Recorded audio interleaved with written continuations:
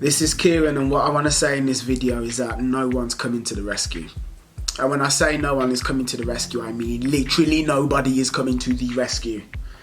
I spent so many years kind of hoping that I would meet this wonderful person who would see some value in me and save me from myself, save me from my life. Be like, oh my God, you're really cool. I see you've got this potential. I'm going to help you to unearth that potential and to realize it. That person doesn't exist. Maybe in books, maybe in films, but not actually in the real world. The truth of it is this: people are out for themselves. That's it. You know, like if you're in a circle of friends, let's say you're in a circle of friends and you are the shy person in that group of friends. The other people in that group of friends, they like relating to you as the shy person. It's not in their best interest to see you step up and to level up and to change and to become more charismatic. No. You're the shy person. That's the role that you play in this relationship.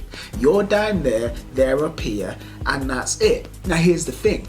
When you actually take steps to become more confident, to level yourself up, to maybe hit the gym, to maybe start dressing better, to maybe start speaking with more confidence, those people will get offended. They'll get weirded out. And then they'll say things like, you've changed. They'll try to get you to go back to where you were before. You've changed. You might hear, this isn't you. You've changed, this isn't you. They'll start acting weird around you. And why is that?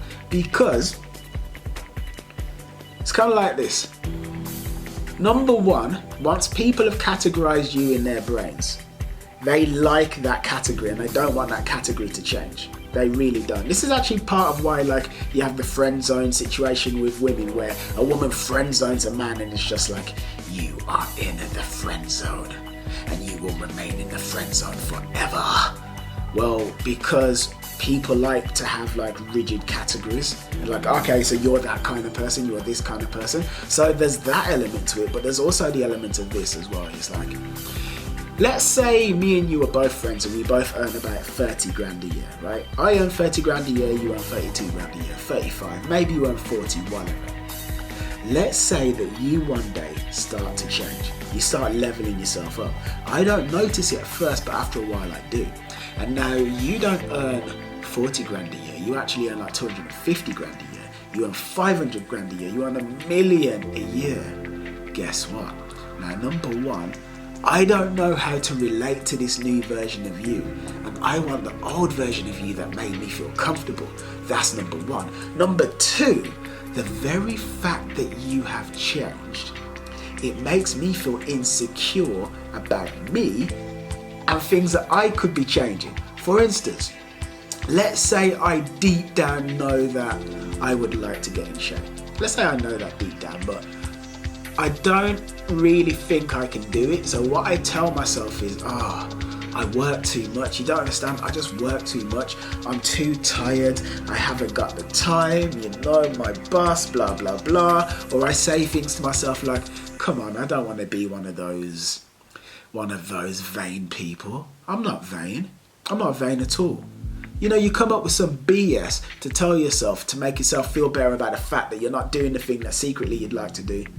Then guess what happens? When your friend actually starts doing that thing, so I'm telling myself that I can't work out because I'm just too busy. But then my friend actually starts working out, gets in great shape. And I know for a fact that my friend is just as busy as I am.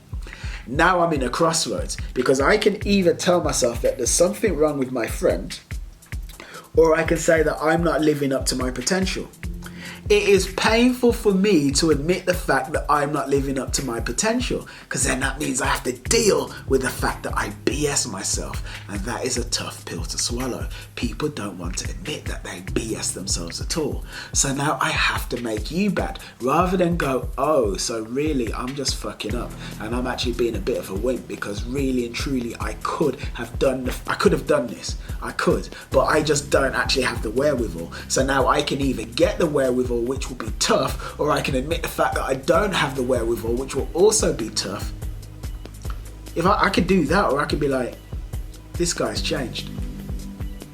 And even though turning around and saying this guy's changed, it's like it's pure BS, and really and truly it's like it requires some cognitive dissonance and mental gymnastics, that's what I'm actually going to do.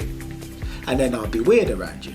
I'm weird around you, you feel like weirdness from me, either you change, and if you change, then thank God you've gone back to where I wanted you to be, I can be comfortable again, or that's the end of our friendship. But no one's coming to the rescue. Anything about you that you would like to improve, nobody is coming to the rescue. It will not happen unless you change it. My phone will not stop. If you would like to get in better shape, get in better shape. If there is the sort of person that you would like to meet.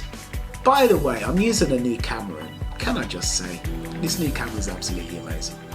Anyway, if there's like a sort of person you'd like to meet, a sort of person you'd like to have in your life, you need to figure out how to meet that person and get that person into your life. You really do. Like, let's talk relationships. Let's say there's a sort of person you'd like to be in a relationship with.